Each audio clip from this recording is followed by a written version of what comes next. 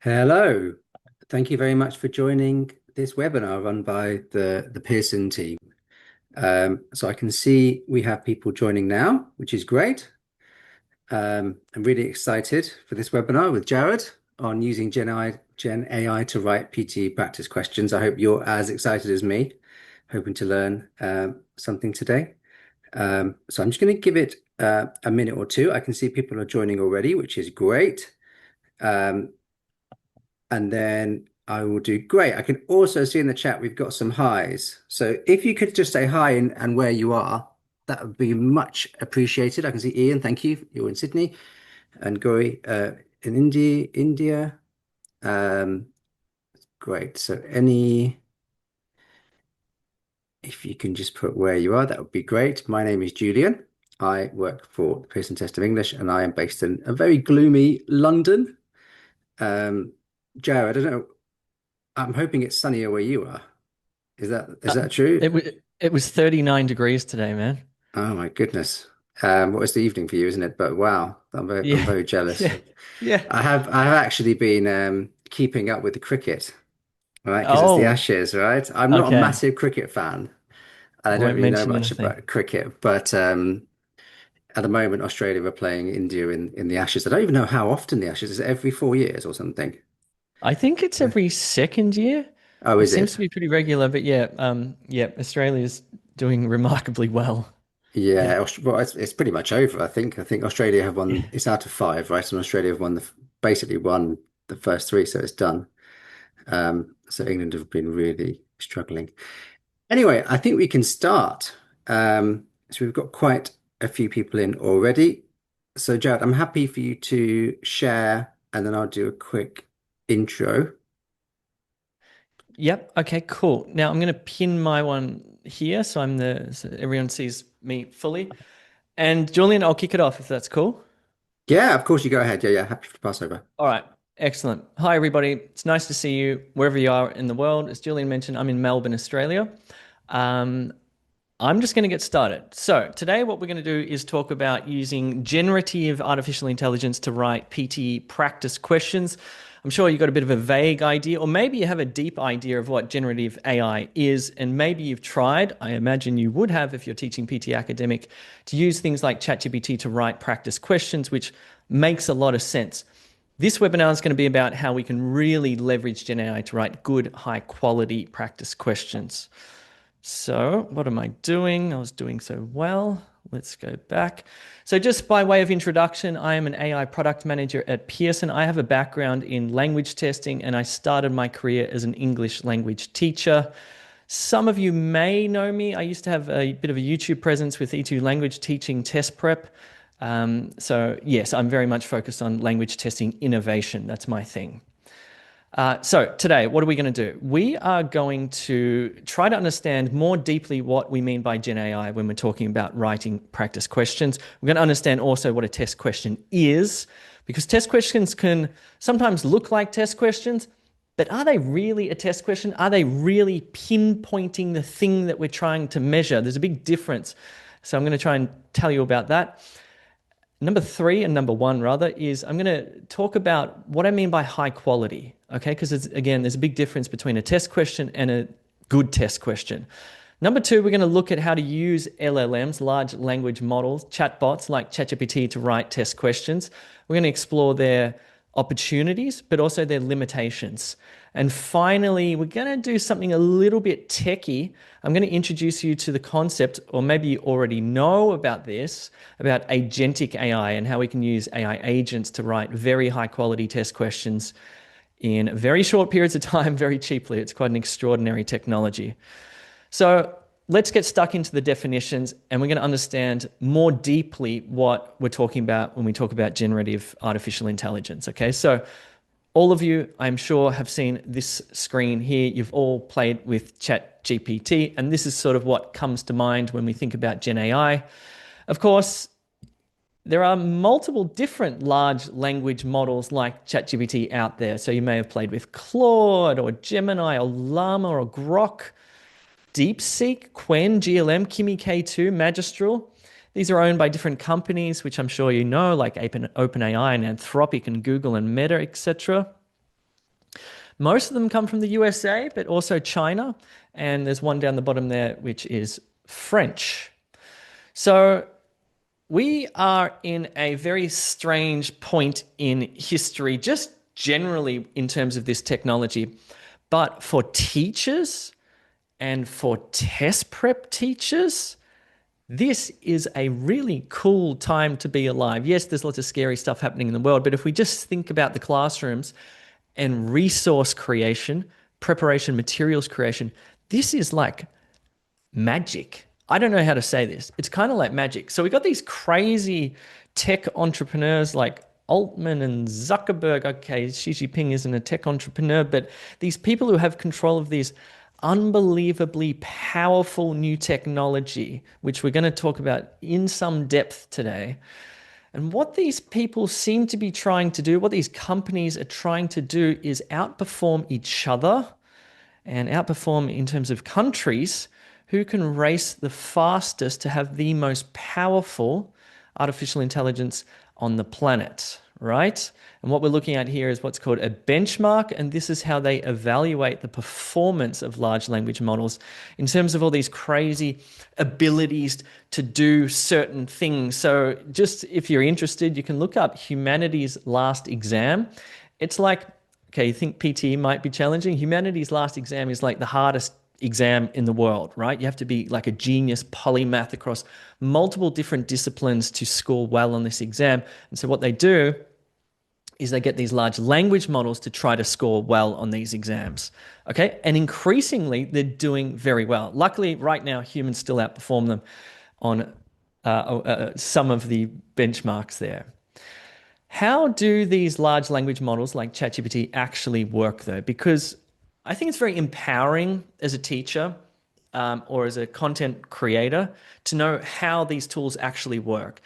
And I think that when you understand how they work, you can use them better, right? You can get them to perform better. You can get them to do things that you would otherwise probably not be able to. So let's spend some time thinking about how these large language models work. And you've probably heard about this thing called next token prediction, which is you get a phrase like once upon, right? And the large language model will tell you what is the next most probable, in this case, word, an indefinite article that will come next. And that's once upon a. And then again, it's passed back through the large language model to come up with the next token or the next word, time, once upon a time, there, etc. So this is the fundamental technology that makes these large language models able to generate, that is the generative part of AI, to generate this text. And when you use ChatGPT, for example, you can see the words actually appearing. This is the next token prediction. So now I'm going to give you a little pop quiz and into the chat. Please tell me which of these words is more probable. Which of these words is more probable? Which would probably come next?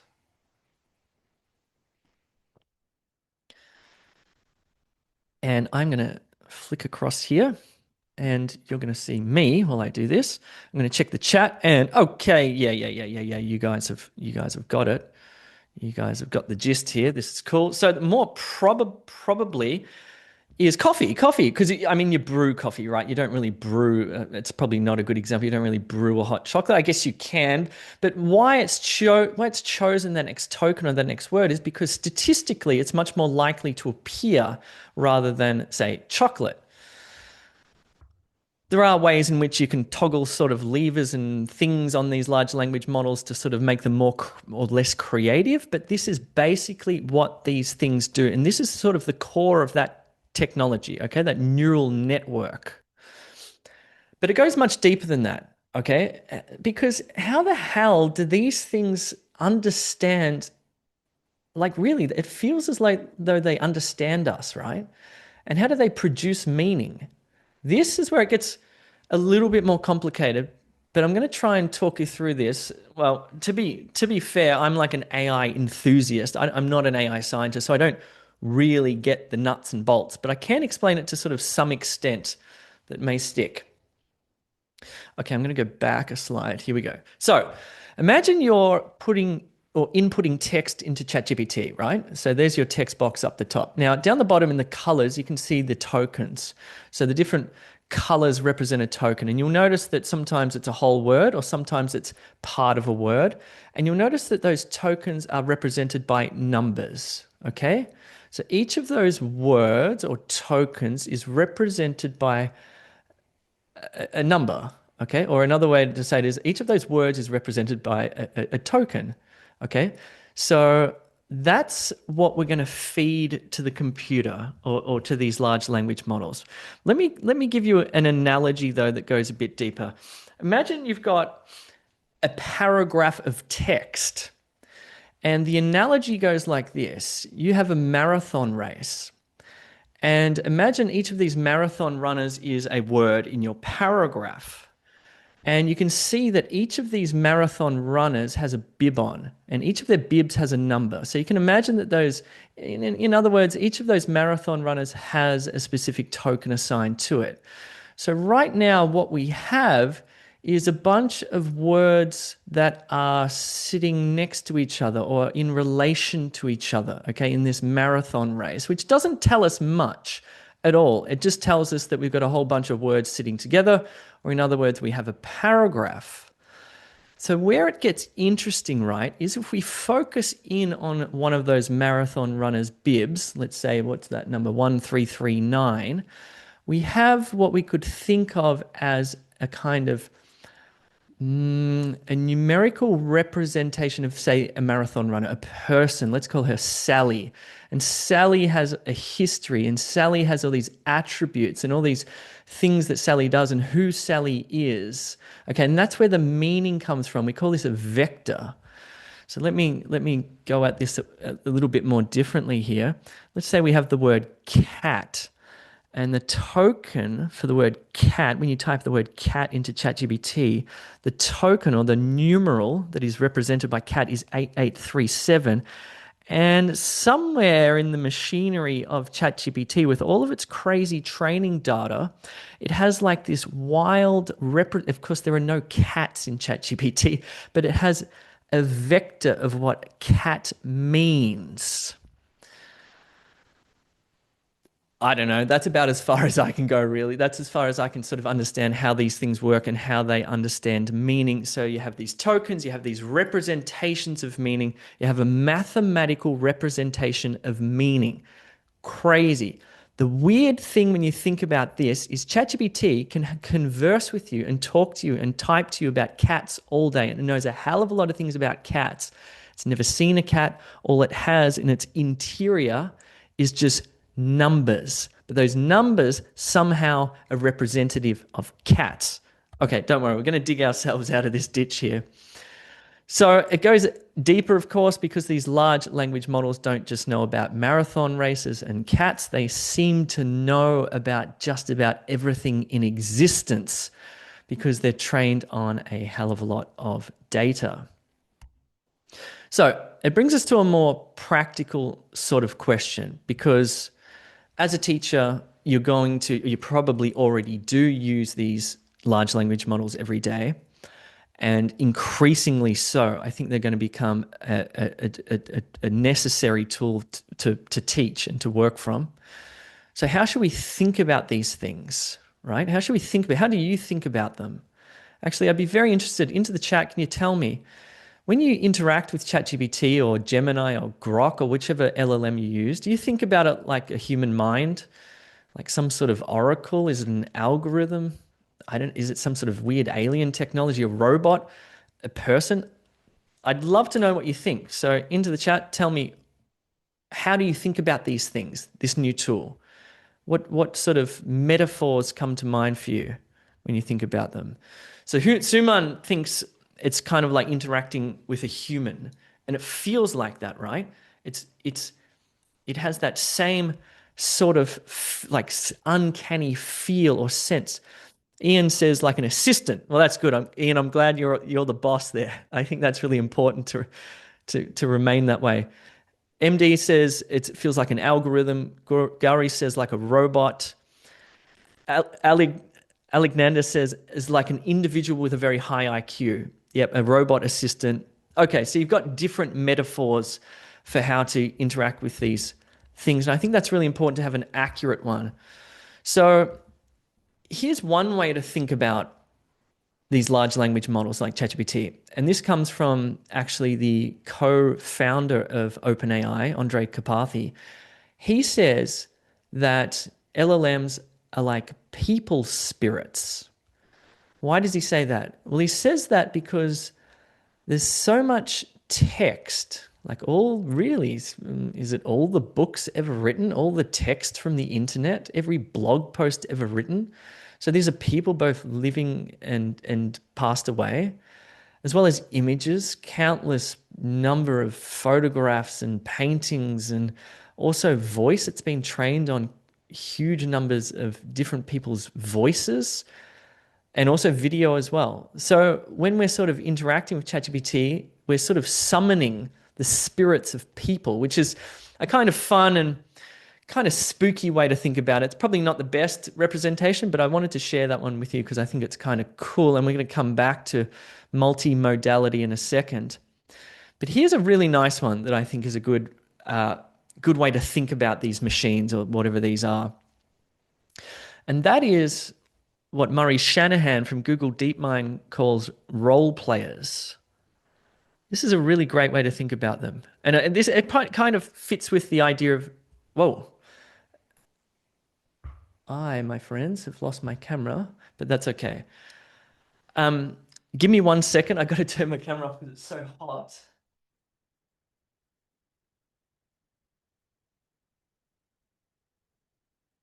That's right. You don't need to see me. I'll come back at the end after my camera's cooled down. As I said, it's 39 degrees here. So anyway, role players. So these things, these ChatGPT, etc., by the way they work, they have no fixed character. Unlike you and I, who have a character, a personality, a fixed, we have beliefs, we have knowledge, we have intentions. These things don't. And I think like the idea of an assistant or a role player is an excellent way to think about them. So let's dig a little bit more philosophically before we come back up to the surface and think practically about creating content. Let me tell you why they are role players. You've all played 20 questions, right? For example, if I said to you right now, I said, all right, let's play 20 questions, think of an object. You are going to think of an object. You're going to think like, I don't know, let's say a household object. You might think a toaster, or you might think a kitchen knife, or you might think a refrigerator, right? You hold this thing in your mind as we play this game. But when you're interacting with an LLM and you ask it to think of an object, it will lie to you and say, yes, I have an object in mind, but it has no such object in mind. And it's only by way of processing next token prediction that at some point, when it can't go any longer, it will generate the object that it told you it was thinking about, like a house or a star or a whale or a rhinoceros, etc. So anyway, this is a very interesting way to, again, think about these large language models and how they are unlike us, but how we can use them to our benefit. So I would like to show you my face, but again, my camera is overheated. So let's just now come up to the surface and we'll talk about understanding test questions. I'm going to bring this back to large language models in just a second. Here's a simple quiz. I want you to tell me what these test questions are. All three are from PTE Academic. Into the chat, write the name of each of these question types, please.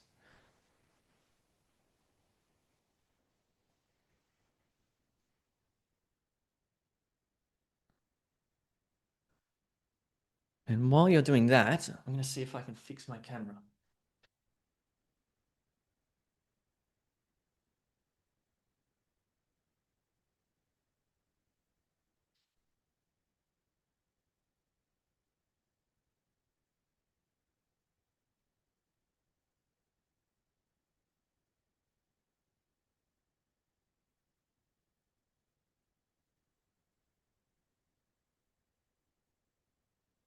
Okay, I've got a, believe it or not, I've got a different camera that I've just turned on.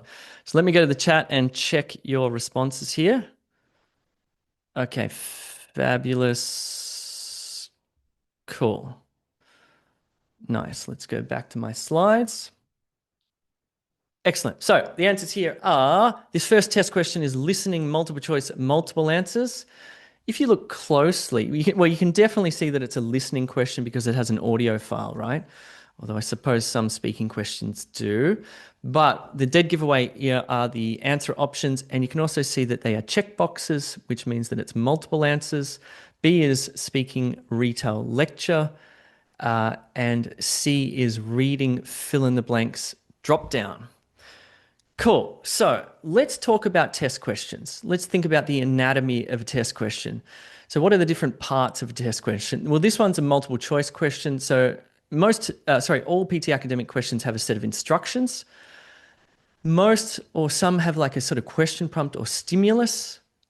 This one has an audio file, or sometimes called a text or reading passage, it might be.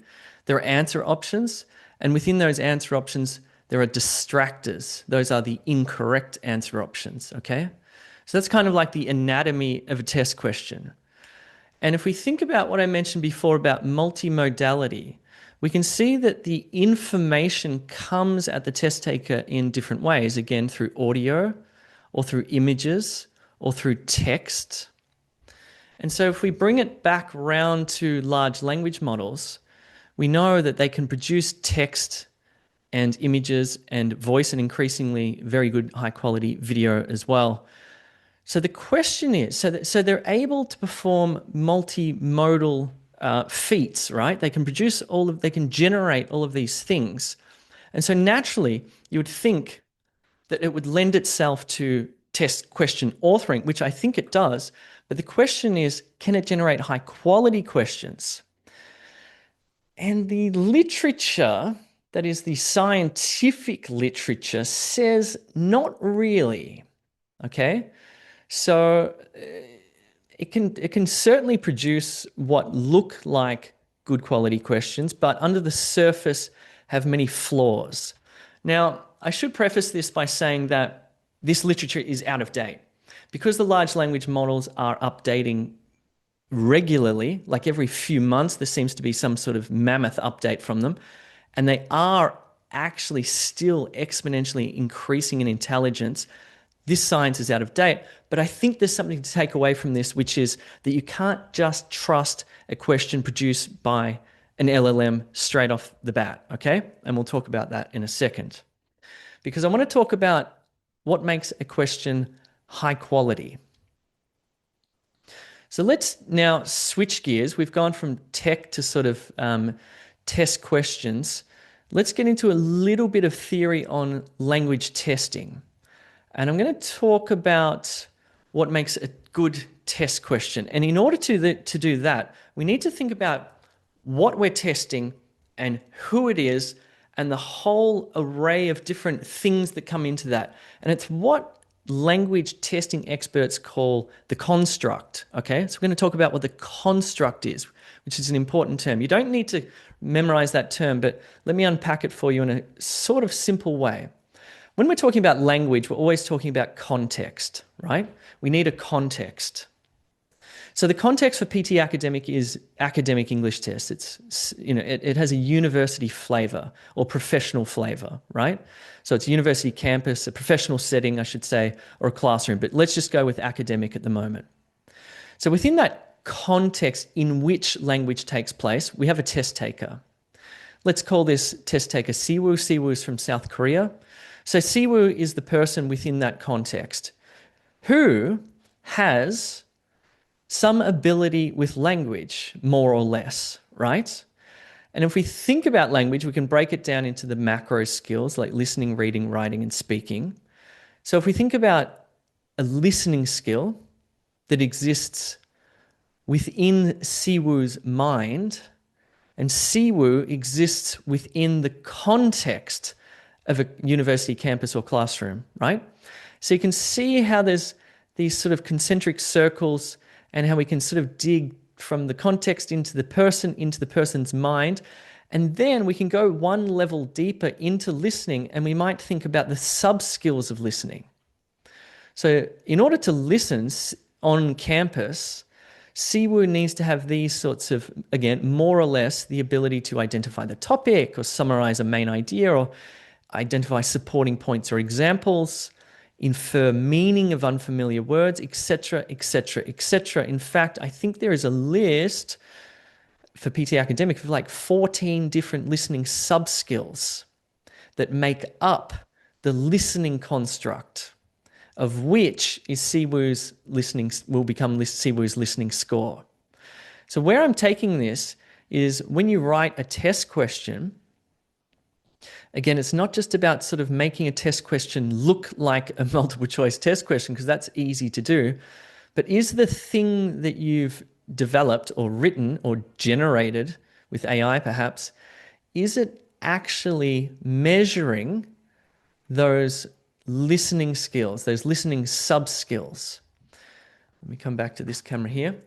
So, this is where, and this is a great thing to do. If you're a PT academic teacher and you really want to take your teaching to the next level, I think you do it by learning how to write proper test questions, by understanding the construct, like the listening construct. A lot of this documentation is available on the PTE academic website, by the way, in the research section.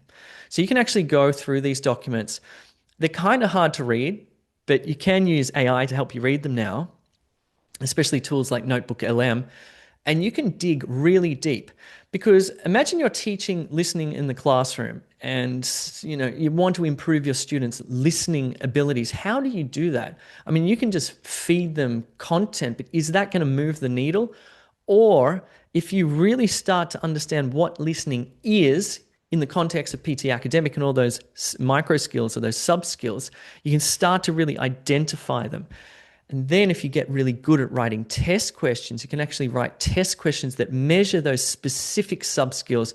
You can really start to identify what's going on and why somebody might not be getting the target score that they need. Okay? That's super high level teaching, but I think that's possible to do. So how can we use large language models like ChatGPT to write high quality test questions then? Well, let's step back for a second and think about how to write, say, a listening multiple choice single answer question. It's a multi-step process, right?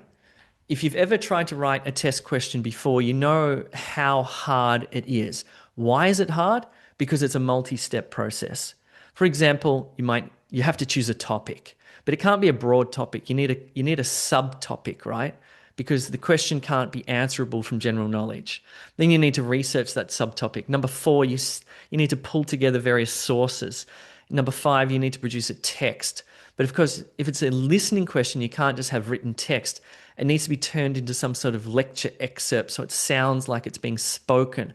Then after you've got that, and from that lecture excerpt, you can write, say, a question prompt and the answer options.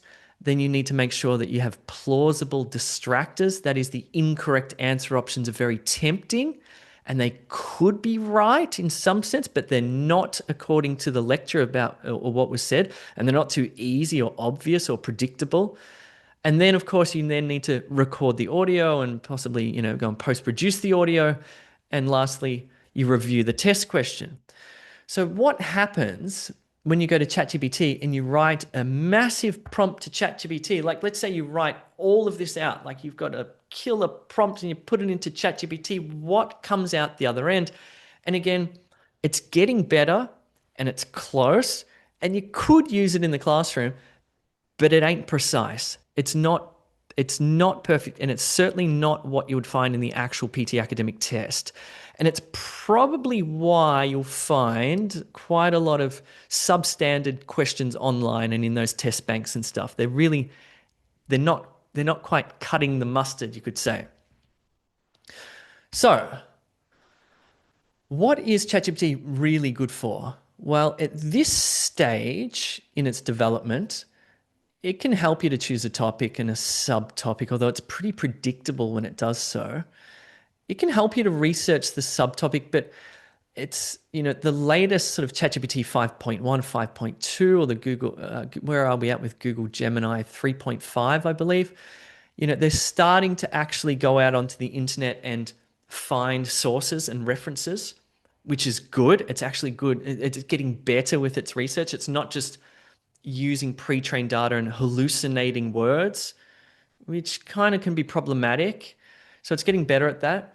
Number 4, 5, and 6. This is where LLMs shine. Like if you've got a bunch of articles that you've found and you want it to synthesize those articles into a text and maybe get it to help you sound like a lecture with a good prompt, it can certainly do that. And 7, 8, and 9, it's okay at writing question prompts and answer options. But as we saw, how precise you want it to be when you write a good quality question, it's not quite there. 10 and 11, we're talking about a different type of technology because ChatGPT can't produce audio, but you can use other technologies. I'll talk about that in a second. So let's look at a low quality question. With this quiz, I want you to find 4 issues. Some are obvious, right? Like I think there's one that's quite obvious with answer option B there. What are 4 issues with this question? Please, I'll give it a minute. See if you can find 4 issues with this question. Like if you were to give this to your students rather, what issues would you note with this particular practice question?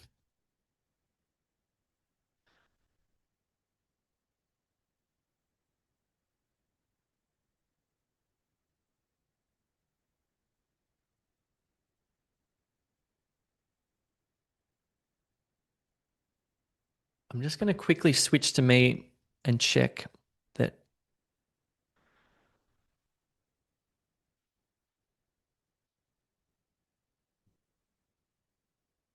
Okay, I haven't got anything in the chat yet. I'm going to go back to the slide. Just any 4 issues you can see here.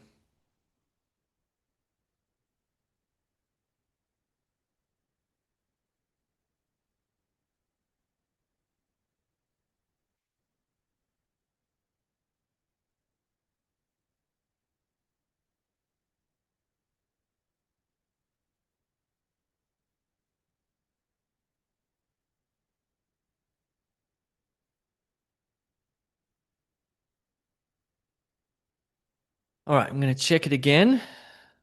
Sorry, I've got to. Okay, good. Yeah. Okay. Starting to get a few, not many. That's okay. Alexander says the second option sounds bizarre. Yeah, okay, cool. All right, maybe let me help you with this a little bit. So, what are some issues with this? Well, okay, let's look at B first. The answer option is way longer than the other answer options. I mean, that's one of the things ChatGPT or Gemini or whatever always seems to do is the correct answer is always the longest one. You don't want that, right? Because that's not going to test your students because they're going to look at the longest answer option, select that. The topic is also too general. Why is regular exercise important for health? We all know the answer to this, right? So what we're going to find is that a lot of these answer options are answerable without having listened to the audio. There are also, remember this is multiple choice, single answer. There are multiple possible correct answers. Okay, so we know that exercise strengthens the heart, or the second one, whatever that sorry, C, it makes you feel good, or releases nice chemicals in the brain, or reduces stress. These are multiple plausible correct answers. This is really problematic. And then if we look at D, it slightly changes the color of a person's eyes. Well, again, because we've got such a general topic, we know that this is implausible. This is not a good answer option. It's not a good distractor because it's kind of ridiculous, right? Let's see if you can find the single issue with this one here. Imagine you're going to do this on test day, okay? You haven't listened to the audio file. Read through this question, see if you can actually select the right answer without having listened to the audio file.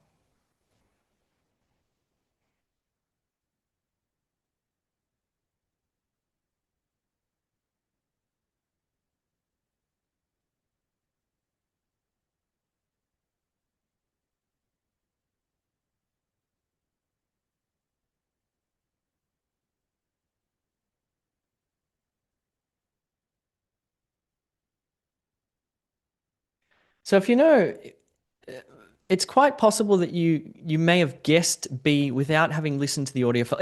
Look, to be honest, this is not a bad question. It's not bad, but it's quite possible that you deduced the answer B without having listened to the audio file, because we know that A is wrong. Do we like? Are there large amounts of gold in space? It kind of seems a bit absurd. Does gold protect astronauts from space radiation? I don't know. That doesn't seem likely. And D is really absurd. Gold is the only material that can build space colonies. Well, actually, through the process of deduction, we might arrive at B. So again, this is not a good test question. This would not appear in a PT academic test because the test item writers would can this one. They would say, no, that doesn't make sense. Let's do one more. What's wrong with this one? I'll just give you like a minute to look at it.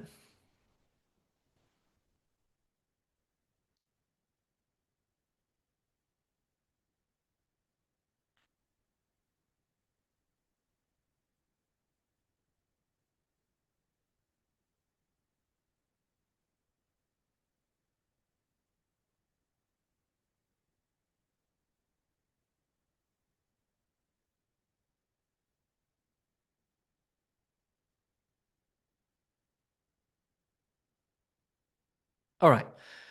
This question here is quite possibly way too hard. You know, PT academics are not about just giving people crazy questions, like crazy vocabulary. It's about actually writing a really good test question that again elicits those listening sub skills, right? I've seen a lot of test questions that are just really hard to read or listen to because the vocabulary is so complicated or so scientific or whatever. This is a bad question. It would not appear in PT Academic. You have to understand there's a spectrum of sort of language abilities, let's call it. You're probably familiar with the CEFR scale, right? Now, the PT Academic questions fall in a particular band of that, not right up at the far, far end, and of course not at the dead simple either. Okay, so they're again, it's academic English language skills, but it's not super scientific English language skills, okay? So keep that in mind. Anyway, let's come back to using ChatGPT because it is possible to use it wisely to create test questions. What we could do that's more intelligent, now that we know that we have a multi-step process to write a question, is instead of giving ChatGPT one prompt, it might be intelligent to actually use ChatGPT different prompts again across different parts of the test question production, right? So you might prompt ChatGPT to give you like a list of 100 different topics. And from those topics, you might create a new chat and get it to select multiple subtopics. You might choose one of those yourself. You can see the human in the loop here all the way through. You might then go and research the subtopic using ChatGPT 5.1, etc., etc., etc. So that would be a much more intelligent way, and that would arrive at a much better test question. But we can go one step further. We can use different tools to achieve a better outcome. So again, we might use ChatGPT to choose the topic and the subtopic. We might use a tool called Perplexity, which I'll show you in a second, to do research for us. And what Perplexity is going to do, Perplexity is not going to just hallucinate text. It will actually go out onto the internet. It's very much like ChatGPT. It's like a chat window where you ask it a question, but it will go and do research for you and bring back a synthesized text that is referenced to real world facts.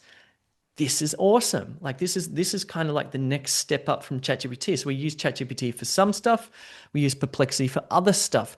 We might, for example, in 7 and 8 and 9, we might turn to Google Gemini. Why? Because it's a little bit better than ChatGPT at writing question prompts and answer options and distractors. Okay, so you can use different models for different things. You might use multiple different sort of large language models and use them against each other or to refine certain output. 10 and 11, you will use a different tool altogether like 11 Labs. So here's a little take-home message for you. You might want to take a photo of this on your phone. That is, you can use different large language models. I'm sure you're familiar with them. If you want to do proper research to research a proper reading text or a text that would be used for a transcript for an audio file, use what's called Perplexity. Don't be afraid of it. It sounds like a crazy tool. It is freaking awesome. It is awesome for research, right? And if you haven't used 11 Labs before to create an audio file with all sorts of different voices and speakers and accents and whatever, you should check out 11 Labs. There's some free tiers on these things. Perplexity is very generous. 11 Labs gives you some credits to start with. And if you're going to create content, really, these three tools will get you a long, long way there. Okay, let me just check the chat to make sure you're all still alive. Oh, cool. Yeah. Yasmin says 11 Labs is awesome. I totally agree with you. Mind blowing. Mind blowing. It really can. It's called a text to speech, right? So, literally, what that means is you input text and it turns it into an audio file of speech. And you can do, I'm quite sure you can do multi speaker sort of dialogues. And certainly, you can do monologues of one speaker speaking. You can even so you create your transcript in ChatGPT and then you put it into 11 Labs and it produces an audio file. Boom, you've got your lecture, for example. Okay? Cool. Everybody's present and alive. Are you all, can you just type into the chat alive if you're alive? Okay, fabulous. Sorry. I thought I may have lost you there for a second. Okay, good. Let me come back to my thing. Okay, I think my other camera's cooling down, by the way. So this brings me to the third part of my presentation, and I'm going to get a little bit deeper here with you because I trust that you can go with me on this. And I also think that teachers don't get enough professional development with regards to artificial intelligence. So let's briefly, and at a bit of a surface level, talk about agentic AI and how we can use AI agents to write high quality test questions. So what is agentic AI? Well, let's go back to our multi-step process here of writing a multiple choice single answer question for listening, right? And we've worked out that we can do this and we can produce a really good quality question if we connect up these different tools into a process. Again, we've mapped out our process, and this is really important. We start by choosing a topic and then a subtopic. We research it, we synthesize it, we choose it, produce a text, we turn that into a lecture excerpt, etc., etc., etc. So what is agentic AI? Agentic AI, instead of doing this step by step and going to different tools and copying and pasting and doing all that sort of stuff, we actually build what's called a workflow. And what you're witnessing here is the creation of a listening multiple choice single answer question, and it's doing all of these steps automatically, including right now it's generating the audio file. So it's already researched the topic, the subtopic, it's gone and researched the text, it's turned that text into a transcript, it's graded the text to a certain level, it's produced the audio file, and voila, that's it. I think that took about 40 seconds. We've produced a super high quality, not good enough for a live test, admittedly, but certainly good enough for preparation resource. Now, what does this involve? This is technical stuff. So I'm not sure how techie you are, but I'm sure you know somebody who is techie. So if a teacher and a techie person get together, you can create freaking awesome stuff, right? And now with the sort of, let's call it the low barrier to entry to some of these tools, yes, sure, maybe it's a little bit beyond your capabilities, but you get somebody who knows this stuff, you're the content domain expert, they're the tech expert, you guys can do some amazing stuff together.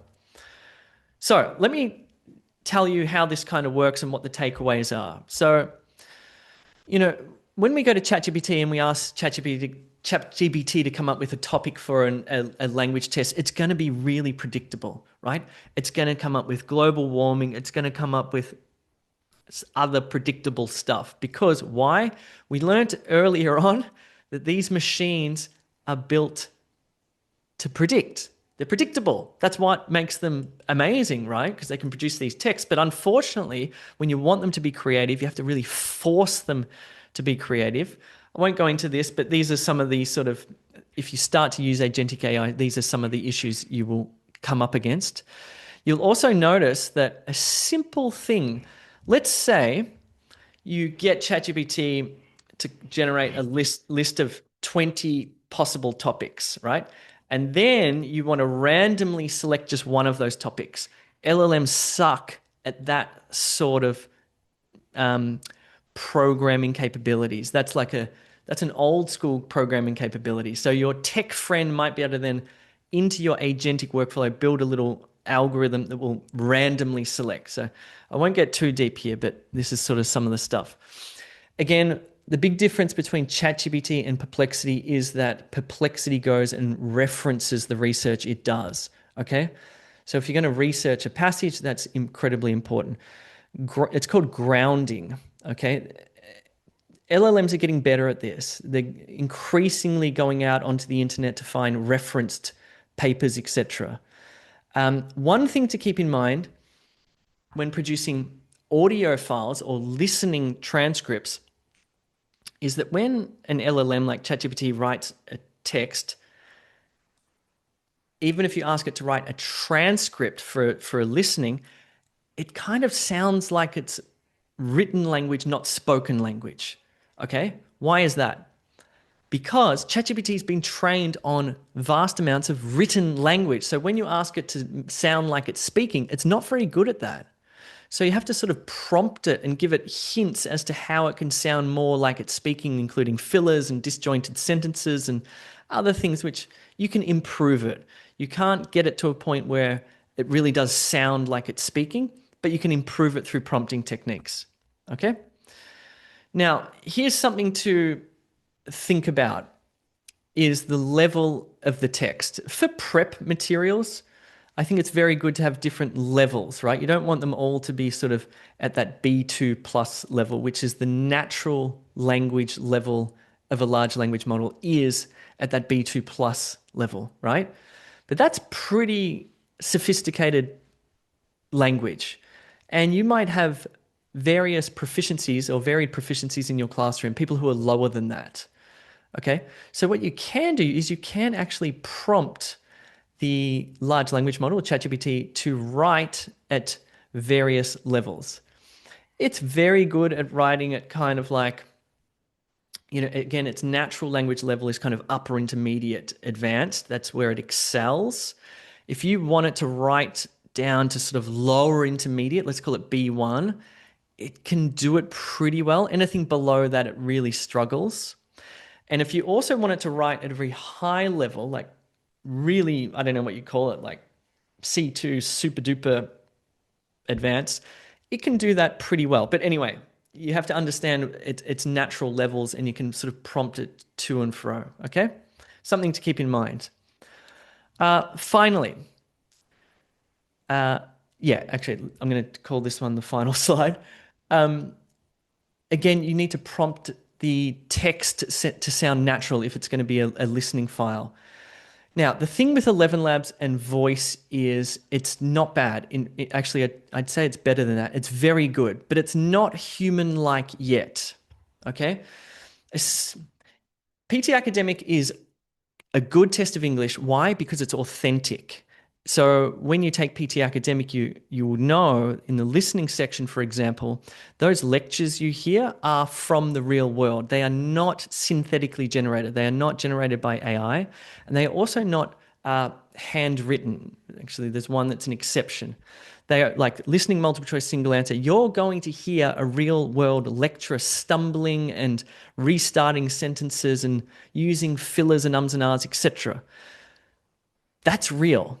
Now, when you use something like 11 Labs to create an audio file, it's going to be super clean and crystal clear, and you can prompt it to use fillers and stuff like that or put that into the transcript, which will help.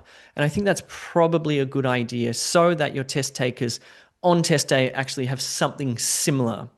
Again, this is why PT Academic does not use AI-generated content in the actual live test because it's not yet good enough.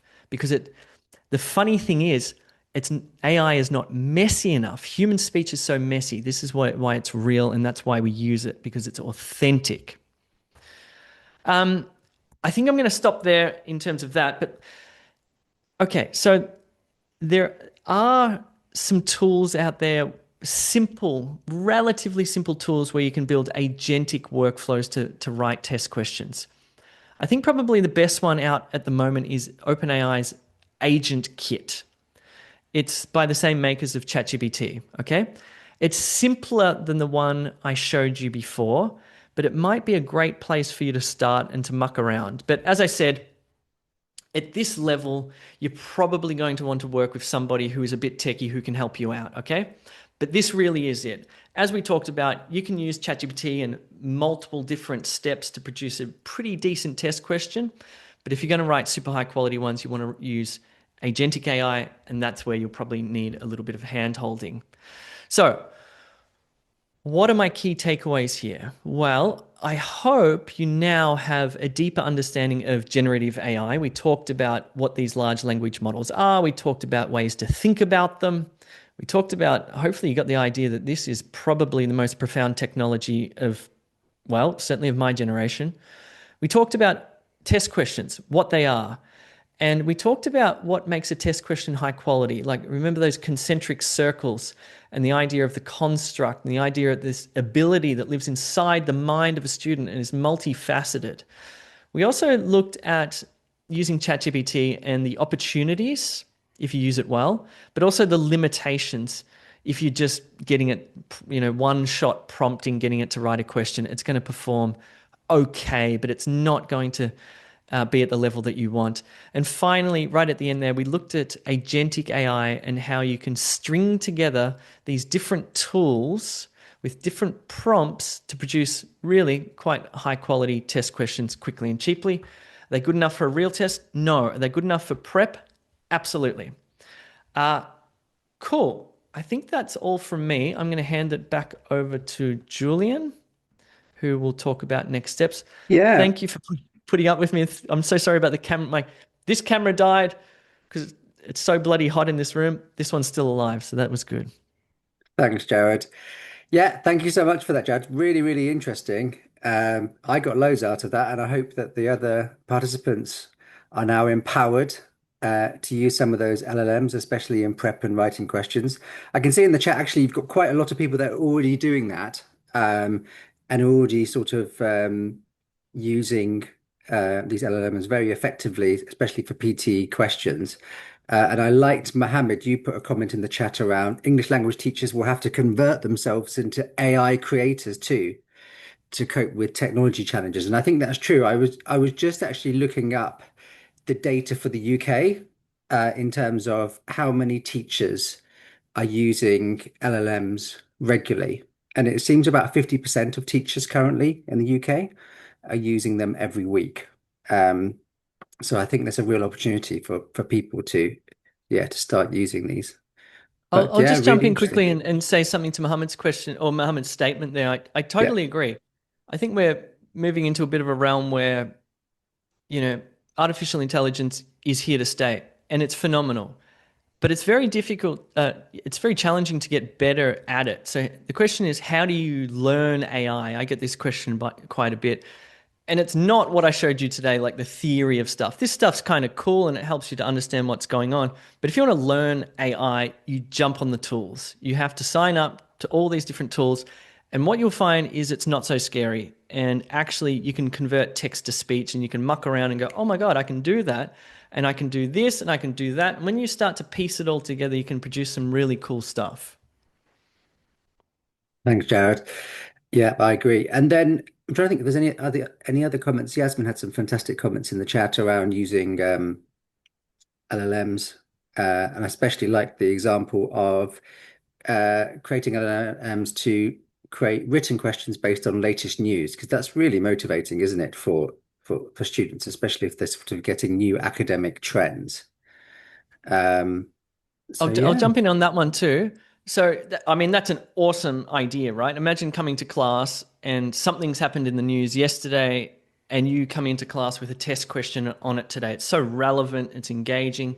Now, if you jump on ChatGPT to do that, it doesn't have access to, well, let's say it's not quite built for that, right? It's not going to have access to yesterday's newspapers to create a reading passage, let's say. But Perplexity will. It's got real time connection to the internet. In fact, it will tell you what's happened an hour ago. So, again, Perplexity is one of those tools that you might think, oh, it sounds a bit daunting. It's just like ChatGPT, but in some sense, much better. Yeah, thank you. I can see lots of thank yous as well in the chat, and yeah, Natalie, I agree with your comment around explaining it in layman terms. Useful for me as well, Jared, because sometimes the terminology can definitely be quite complicated when it comes to like agents and agentic AI and all this stuff. Totally. Um, so I think we're basically at the end. So I'm just going to do a few next steps. So what you will get within 24 hours. So we run these webinars via Zoom. You will get a email from Zoom to complete the survey. So you can provide us with feedback on how you felt the session was, what you liked about it, how it could be improved. And once that survey is completed, then there'll be a link at the end of the survey where you can download your certificate for participating in this webinar. I would also like to raise awareness that we do have a 2026 I Teach PT series coming up, which we're very, very excited about. And Jared will be reappearing. I think we've already got your name down a couple of times on different webinars. So you'll be back. Um, I'll be back, and those webinars will be live for bookings in January. So through the teacher part of the website on pearsonpt.com, there will be more webinars to attend.